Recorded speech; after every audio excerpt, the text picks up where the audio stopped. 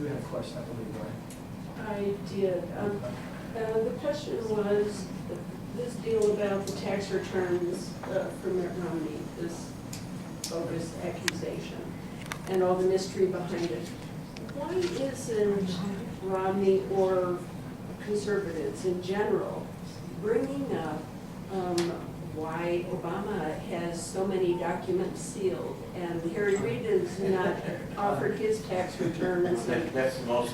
I spoke to the HIP group again, they're Hispanic in politics, very left-leaning group. And one of the questions they asked me was, don't you believe in transparency in government? Of course. So don't you think that people should be transparent and that Mitt Romney should turn over his tax returns? I said, heck yeah, I think he should turn over his tax returns as soon as Obama opens up and turns over his education records and the other records that he's sealing right now. Good for you. Get your peep from that. Yes.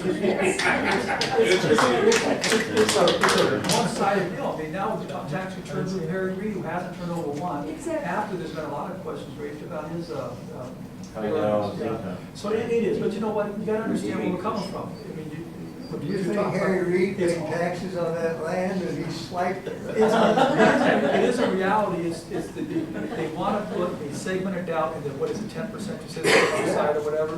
They want to put a little bit of doubt. You know what? You got to start thinking, what is Mitt Romney hiding? And you know what? I know what he's hiding is, he's taking advantage of those tax credits and benefit rates that every other person has in the United States. And so he's paid a lower amount, like the 14% he did this past year.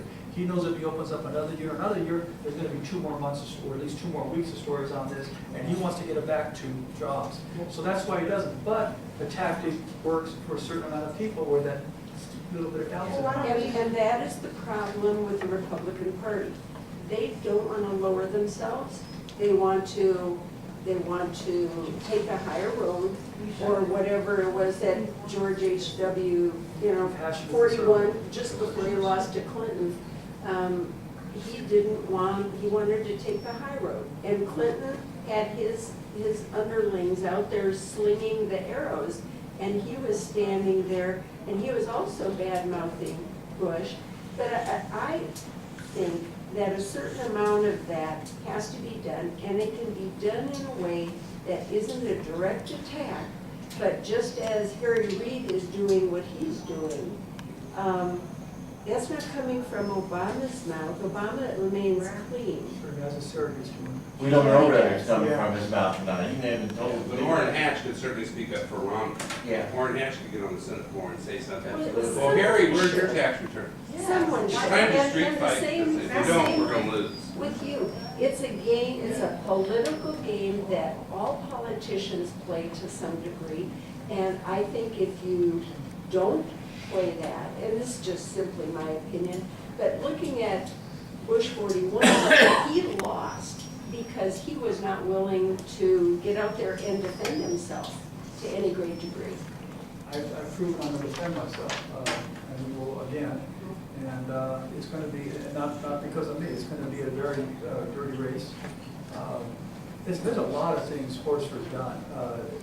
And I'll just mention a couple of things that it will shock you when you start thinking about some of this stuff. And we sent out letters in the majority leader of the Senate that said, if you want to have dinner with me and 10 of the chairman of the committees, you got to pay $25,000 or more to my campaign fund. If you want to have dinner with me and 7 of my committee members, it's $15,000 to $25,000, and the low end was if you just want to have lunch with him himself was $5,000. He raised over $100,000 with this before it became public, and he had to refund it. This isn't something I'm making up. This is in the paper, and he says the paper said it was the problem with it was so overtly pay to play. That was the quote in the paper. He didn't feel that was wrong. Okay, he also the guy who took the paid trip to the Bahamas by the poker group that was just indicted, and they had legislation. They had legislation in front of his committee that he was a co-author of, and didn't mention that, or his trip to the Bahamas, and when it became public, he paid it back. He's the one who parked in the handicap stall for 7 hours while this other lady couldn't get in with a 9-year-old daughter. When they asked him about it, he said it was inadvertent, he didn't mean to. There's so many things on him that they're going to hit him on. 7 hours and it was Yeah, it was an inadvertent excuse. And then it went, that was his written statement. They came on and did a television statement, and just about 2 weeks later, he said, well, it wasn't inadvertent, it's inexcusable, and he did that. But the point I'm trying to say, there's all these things that are actually true about him. And why don't you say it that way? Say, you know, you're asking me for something, and if you're going to defend yourself, say, well, here is what is true. And have it on a 3x5 card and go, here's your footnotes, here, this is what's true. With me. Now, yes, why don't you defend yourself that way to these liberal assholes that are on the RJ, and what's his name, that does TV interviews, and say, here's what is true, when they're needling you with this nonsense. I hope that anybody who's followed my campaign knows that I was trying to step up and defend myself the best I can. You need to understand there's a cost, there's a time frame of a lot of it. Barbara's deal with the gun deal, we sent out MLPs to try to respond to that. The stuff on the judgment, hey listen, my family was involved with 11 investors. One of our partners talked us into developing with his boss as a developer. We did. The guy took our money, stopped development on the property, failed to pay us a first interest payment, went bankrupt, and then we found out he was part of the money to pay back to the bank that he got out of our loan. We went to court, we sued him, we're still in the court deal. We lost lower court, we went to Court of Appeals. The guy ran all those attack pieces on me. You know, it's true, we did have a judgment, but I'm not the one who was the culprit. I was involved with 11 people that was defrauded. So, but how do you explain that to people with a limited amount of time, a limited amount of money? Now, when the Democrats come after me, they're going to hit me on the judgment. I know that, and I've done the best I can. As soon as it happened, I went on Ralston, who's not friendly to Republicans. I came out to attack them. What's that? You're right about that. And I went right on. Lying, sneaking Democrat. And I answered his questions, and I think I explained to people the situation there. I mean, you know, the things that they say, they said I'm a radical. I'm a self-proclaimed radical because I made a comment about, who was the talk show guy? Glenn Beck called me one of his crazy Tea Party radicals, along with Marco Rubin and somebody else. And I made a comment. See, Glenn Beck thought I was one of, because we had common sense solutions, not these crazy deals. So my opponent says I'm a self-proclaimed radical. He said I'm not only with the rich, but the ultra rich. Well, now that caused me all kinds of problems. My wife wants to know where I'm hiding money.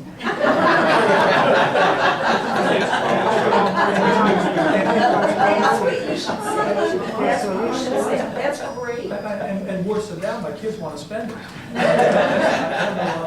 You know, the funny thing about it is I have a nonprofit group. I've never made more than $24,000 a year on my nonprofit. You know how Wordsworth makes his money? Since 2001 to now, he works as a nonprofit, in a nonprofit company called the Culinary Academy, where he trains culinary workers to go to casinos, and he's making close to $200,000. And part of the funds that the company gets is state and federal grants. So he's getting money from federal state grants to work in a nonprofit and get paid almost $200,000. He's a heck of a lot wealthier than I am. But the point is, then you fall in the trap of class warfare. You know, who's the most wealthy? Well, you know, we all want to do better financially. It's not really Would you rather follow someone that is wealthy and learn those ways, or find out how to get on footsteps? I agree. Then he said I'm in favor of big banks and financial institutions. He forgot the fact that it was all over the television. I'm fighting the banks right now for my family's life savings. So all this stuff. And I mean, you know, again, it's hard for him to make these attacks on me and stick. I believe, and we're going to have an opportunity in debates and in interviews to explain these things. It won't be stuff that comes out the last minute like it does in the primary. Well, just how you explained, just what you explained. You told the truth. You told us what transpired to arrive at the judgment. So people, as long as people know the truth, people also know that mistakes can be made, investments can be made that don't work out. But this is the thing, and I think this is what you're alluding to, is how do you get that? I said this on the Ralston show, and I had more people come up to me and say, I voted for you after I heard the Ralston explanation of what happened. The problem is only a few people watch Ralston, okay?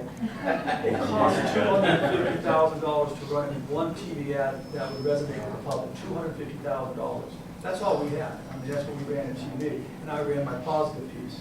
We had to decide, and we made Yeah, that it was the judgment. same ad. The other guy had several different ads, but they went negative. So We I gotta go, but I'm just saying, you stay on track and stay on the issues. Don't let them knock you off track. Stay positive, and get that 10% that hasn't decided. We had to make a determination whether we were going to change our TV ad. We didn't think we had time to.